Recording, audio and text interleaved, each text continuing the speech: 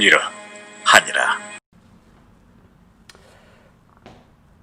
할렐루야. 주님의 이름으로 여러분들을 축복하고 환영합니다. 오늘은 삼손의 이야기를 통해서 우리에게 주시는 하나님의 메시지를 함께 나누고자 합니다. 삼손은 교회를 안 다니는 분들도 아마 다 아시는 이름일 겁니다. 그러나 삼손의 아버지 마노아는 교회를 다니시는 분들도 아마 처음 들어보신 분들도 계실 겁니다. 왜냐하면 그 이름, 마노아라는 이름이 사사기 13장에 딱 한 번 등장하기 때문입니다. 그래서 목회자 입장에서 마노아를 설교에 인용하고 싶기도 한데 너무 정보가 없기 때문에 사실 인용하기도 참 어렵습니다. 그러나 저는 이 시대가 본받아야 할 인물이 바로 마노아라고 생각을 합니다. 너무나 평범한 인생, 그래서 아무것도 아닌 것 같은 사람, 세상적으로 보면 작고 보잘것없는 자 같지만 하나님 앞에서는 큰 자가 있는데 바로 마노아가 이런 사람이라고 생각을 합니다. 그러면 삼손은 어떨까요? 하나님은 삼손에게 많은 잠재력을 주셨습니다. 히브리서 11장에 보면 삼손은 믿음의 열전에 나와 있는 사람입니다. 삼손이라는 말은 히브리어로 셴손이라고 해서 태양을 의미합니다. 삼손의 머리가 길고 힘이 센 사람이었습니다. 요즘 머리가 긴 운동선수를 삼손이라고 부르기도 하죠. 튼튼한 가방의 대명사인 샘소나이트도 바로 이 삼손이라는 이름에서 유래가 합니다. 주일학교 때부터 많이 들었던 이야기, 맨손으로 사자를 죽이고 나귀 턱뼈로 1000명의 적군을 무찌르고 가사에서 성문을 떼어 헤브론 앞산 골짜기까지 옮긴 힘센 사람. 그러나 그의 삶과 신앙은 정반대로 너무나 약한 사람이었습니다. 그의 인생은 실패처럼 보입니다. 오늘 하나님은 삼손의 실패한 인생을 통해서 우리에게 무엇을 말하고 싶으신 걸까요? 실패를 통해서 우리에게 주시는 메시지를 세 가지로 정리해 보았습니다. 첫 번째, 실패의 자리는 나의 신앙을 증명하는 자리입니다. 삼손의 이야기는 그의 아버지, 어머니로부터 시작을 합니다. 13장 2절에 보면 소라 땅의 단 지파의 가족 중에 마노아라 이름하는 자가 있더라. 그의 아내가 임신하지 못함으로 출산하지 못하더니 라고 하였습니다. 여러분, 불과 우리나라에서도 수십 년 전만 해도 여성이 아들을 못 낳으면 집에서 쫓겨나기도 했다고 합니다. 지금부터 3000년경이었으니까 당시 아들이 없다는 것은 한 여성으로서 상상하지 못할 큰 고통을 안겨주었을 것입니다. 그런데 왜 삼손의 이야기를 이 실패한 이야기부터 시작하고 있을까요? 한마디로 마노아의 가정은 실패한 가정이었다라는 것이죠. 삼손의 이야기 전에 몇 명의 사사가 소개되고 있는데 사사기 12장에 보면은 입산이라는 사사가 나옵니다. 아들 30과 딸 30을 두었더라. 그러나 아들, 딸 소개로 끝나지 않고 그 아들을 위하여 타국 이방에서 여자를 데리고 왔고 딸들을 위해서 타국에 시집을 보내더라 라고 기록되어 있습니다.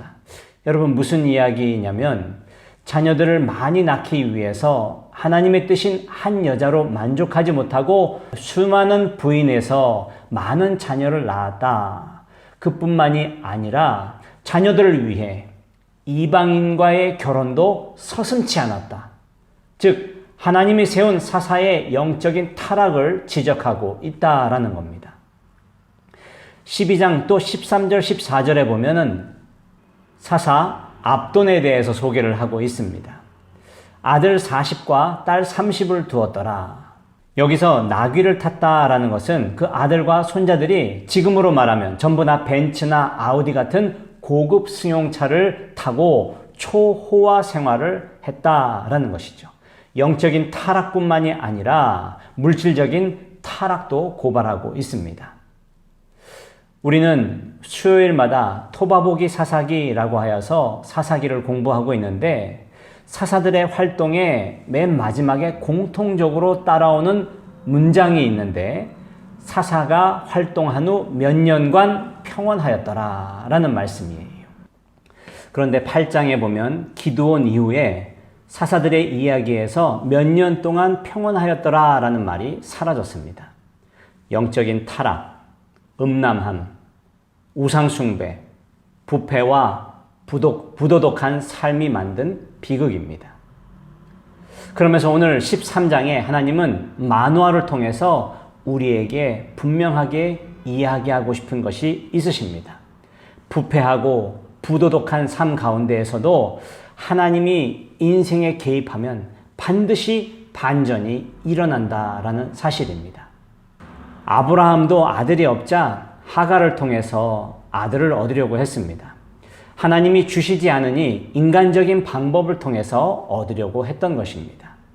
그러나 오늘 마노아와 그의 아내는 하나님이 주시지 않는 것에 대해서 묵묵히 침묵하면서 기다리고 있습니다. 하나님이 주시지 않는 데는 이유가 있지 않을까? 그래서 마노아는 기다립니다. 사랑하는 여러분, 우리는 기다려야 합니다.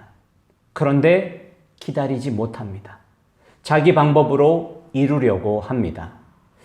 여기에 망하는 길, 실패의 이유가 있습니다.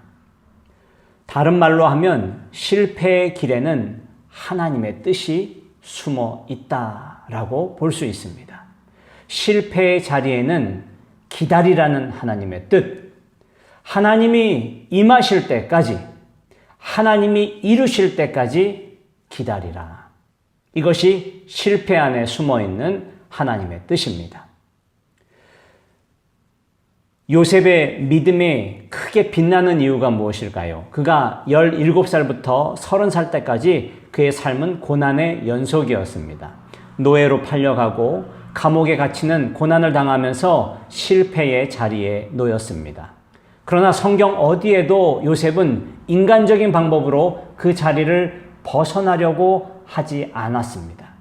하나님의 때를 기다렸습니다. 다른 말로 하면 하나님이 주실 때까지 기다렸습니다. 아무리 험한 실패의 자리여도 순종하며 기다렸습니다.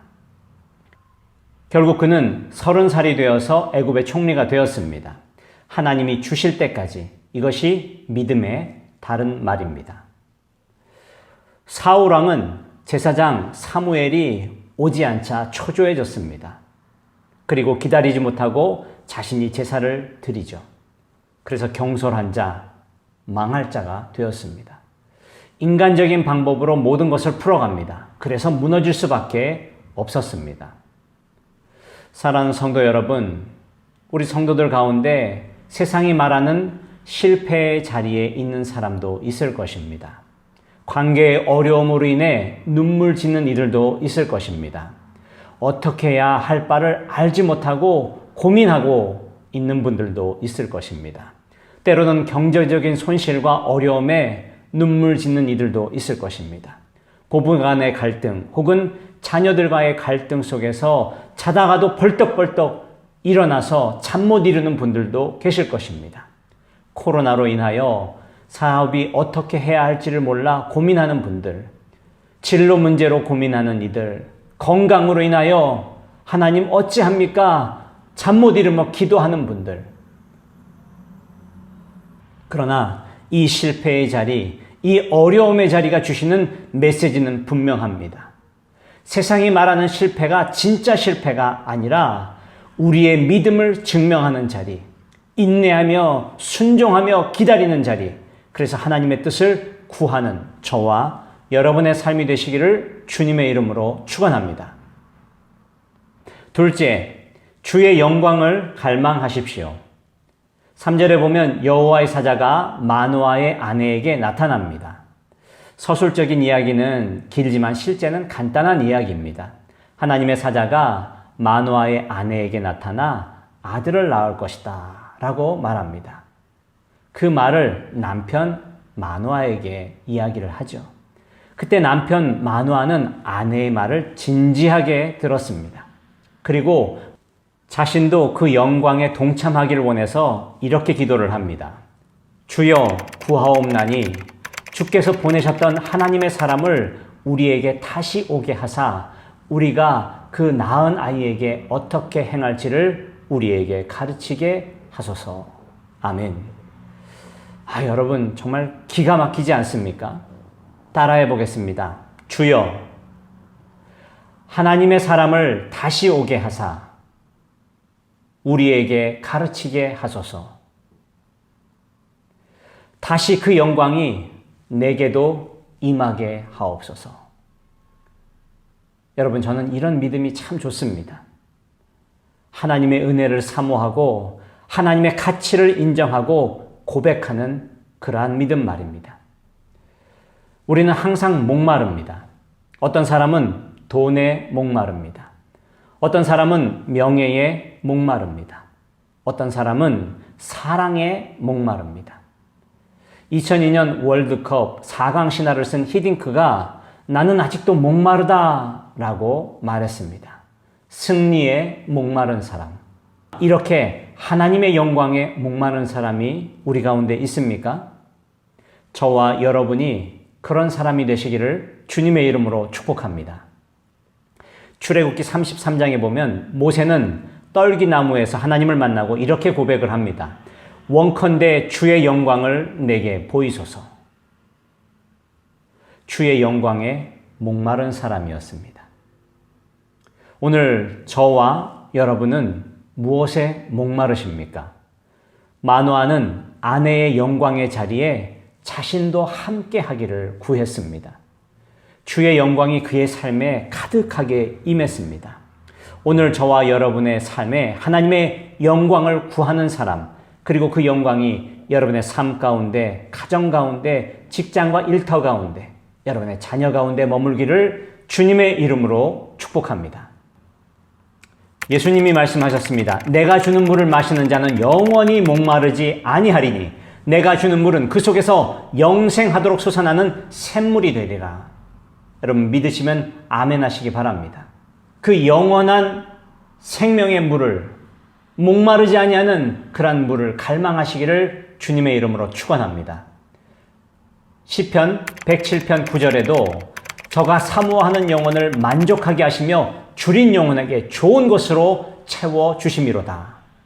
주님께서 갈망하는 이들에게 좋은 것으로, 선한 것으로 채워주실 줄로 믿습니다. 주님의 은혜의 강으로 뛰어드십시오. 발목, 무릎, 허리가 아니라 헤엄칠 만한 그런 물에 잠길 정도로 들어가십시오. 하나님을 축구하는 사람이 아니라 하나님을 붙드는 사람으로 살아가시기를 간절히 소망합니다. 마지막 세 번째, 사자가 나타나면 묵상하라. 이렇게 천사가 나타나 그 태어난 것을 부모에게 알려주는 것을 수태고지라고 합니다. 성경에 수태고지가 4번 나오는데 구약에 2번, 그리고 신약에 2번 나옵니다. 구약에서 첫 번째가 삼손이고 두 번째가 사무엘입니다. 신약에서는 세례 요한과 예수님입니다. 사무엘은 사사요 선지자로 민족을 영적으로 구원한 큰 지도자가 되었죠. 세례 요한은 어떻습니까? 어둠을 밝히는 등불과 같은 사람, 등불로서의 역할을 잘 감당한 하나님의 사람이 되었습니다. 예수님은 무슨 설명이 필요하겠습니까? 그러면 삼손은 어떤 사람이었을까요? 삼손은 영광스럽게 살 수 있었지만 그렇게 살지 못한 실패한 사람. 13장에는 삼손의 출생이 나오고 14장에는 훌쩍 자란 삼손이 결혼하는 이야기가 나옵니다. 하나님의 택함을 받은 영적 지도자가 이방 여인과 결혼을 하려고 합니다. 마노아와 아내는 극구 만류합니다. 그러나 성인이 된 삼손을 아무도 만류할 수가 없습니다. 딥나라는 곳에서 여인을 만나게 되는데 너무 마음에 들어 청혼을 하려고 이제 부모님과 함께 선을 보러 가는데 한 포도원에 들리게 됩니다. 아마도 술 한 잔이 생각나서 포도원에 들리지 않았는가 싶습니다. 나시린으로 태어났지만 그에게 금했던 이방인과 결혼하는 것, 포도주와 가까이 하는 것을 꺼리낌 없이 행했던 삼손. 그가 얼마나 하나님의 말씀을 가볍게 여겼는가라는 것을 알 수 있습니다. 그런데 갑자기 그 포도원에 사자가 나타났습니다. 이것은 해괴망측한 일이죠. 사자는 포도원에 살지 않습니다. 아프리카 초원에나 있어야 할 사자가 포도원에 나타났다. 여러분, 정말 팔레스틴 지역에 사자가 있었을까요? 고중학적으로 당시 팔레스틴 지역에 사자가 있었는가라는 것은 사실 전혀 밝혀진 바는 없습니다. 사자는 북아프리카나 인도 지역에 서식하죠. 그러나 중요한 것은 고대 세계에서 사자를 찢어 죽이는 영웅의 모습이 종종 등장합니다. 그리스의 영웅 헤라클레스도 젊은 날에 사자를 맨손으로 죽입니다. 세계에서 가장 오래된 서사시 길가메시에 보면은 영웅 길가메시도 사자를 죽이는 장면이 나옵니다. 이처럼 사자를 죽인다라는 의미는 이 사람의 영웅적인 존재를 나타나기 위해서 가져오는 모티브이기도 합니다. 오늘 말씀에 사자가 나타나서 여호와의 영이 임하여 사자를 찢어 죽인다. 즉 삼손은 하나님의 영이 임한 사람이다 라는 말씀이죠. 그런데 성경에 보면 사자의 부르짖음에 대한 이야기가 나옵니다. 아모스 선지자의 글에 보면 하나님의 경고의 메시지를 사자의 부르짖음으로 표현하고 있습니다. 아모스 3장 8절에 사자가 부르짖은 즉 누가 두려워하지 아니하겠느냐? 주 여호와께서 말씀하신 즉 누가 예언하지 아니하겠느냐? 여기서 여호와의 말씀, 하나님의 말씀을 사자의 부르짖음이라고 말씀하고 있습니다. 그러면 오늘 여기에 등장하는 사자는 삼손에게 여호와의 말씀, 너 거기 가면 안 돼 라는 경고로 볼 수 있습니다. 그런데 하나님의 경고를 듣지 않고 오히려 찢어버렸다라고 볼 수 있는 것이죠. 이것은 하나님의 경고, 하나님의 사인이었습니다. 우리 인생에 갑자기 사자가 뛰어듭니다. 찢어 죽여야 할까요? 아닙니다.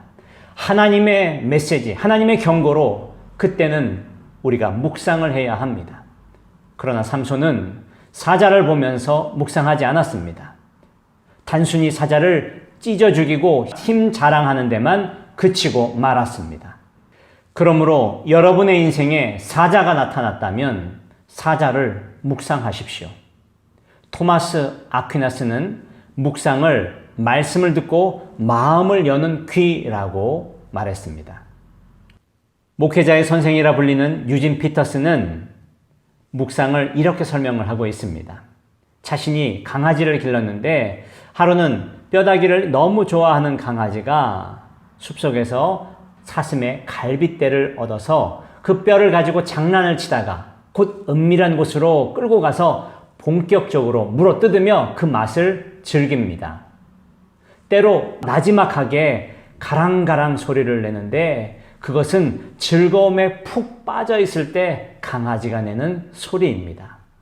2시간 정도 뼈를 뒤집어가며 맛보고 나면 그것을 다시 은밀한 곳에 파묻습니다. 그리고 그 다음날 뼈를 파내어 또 2시간 동안 맛을 즐깁니다. 유진 피터스는 뼈다귀를 맛보며 그 즐거움에 빠져있는 강아지의 모습, 너무 좋아서 가랑가랑 소리를 내는 그 모습, 이것이야말로 묵상하는 상태를 상징적으로 잘 드러내고 있다라고 말하고 있습니다. 사랑하는 여러분, 묵상이 무엇일까요? 신음소리가 날 정도로 즐거움에 빠지는 일. 그래서 시편을 읽어보면 말씀 묵상하는 것이 꿀보다 더 달다라고 말을 합니다. 여러분, 왜 이렇게 묵상이 기쁘고 즐거운 일일까요? 왜냐하면 하나님을 맛보는 일이기 때문입니다. 인생에서 사자를 만나면 묵상하십시오. 갈렙의 나이가 40이 되었을 때에 내가 발로 밟는 땅은 다 내게 주리라 라는 말씀을 받았습니다. 그리고 갈렙은 45년이 지난 85세 그날에 여호와께서 말씀하신 이 산지를 내게 주소서. 당신도 그날에 들으셨거니와 그곳에는 아낙 사람이 있고 그 성읍에는 크고 견고할지라도 여호와께서 나와 함께 하시면 내가 여호와께서 말씀하신 대로 그들을 쫓아내리이다. 할렐루야. 무려 45년간 하나님의 말씀을 묵상했습니다. 오랜 기간 품은 말씀에는 능력이 있습니다. 묵상에는 기적이 있습니다. 삼손은 포도원에서 사자가 나타났을 때 이를 묵상했어야 했습니다. 하나님은 사사로 세움받은 삼손이 이방 여인과 결혼하는 것을 원치 않으셔서 사자를 보내어 막으셨습니다. 우리가 잘못된 길로 접어들 때 하나님께서 우리의 진로를 수정하기 위해서 인생의 포도원에 사자를 출몰하도록 하실 수 있습니다. 사랑하는 여러분, 그때 우리는 사자를 묵상해야 합니다. 실패는 우리로 하여금 넘어지게 할 수 있습니다. 그러나 그 실패를 통해서 우리의 믿음을 증명하는 자리가 되어야 합니다. 기도하고 침묵하고 인내하며 순종할 때에 하나님의 은혜가 여러분의 삶 가운데 임할 것입니다. 마노아는 그 영광에 함께 참여하기를 원했습니다. 더 큰 영광을 보았습니다. 겸손하게 하나님의 영광을 구하십시오. 갈망하는 마음으로 주님을 바라보십시오.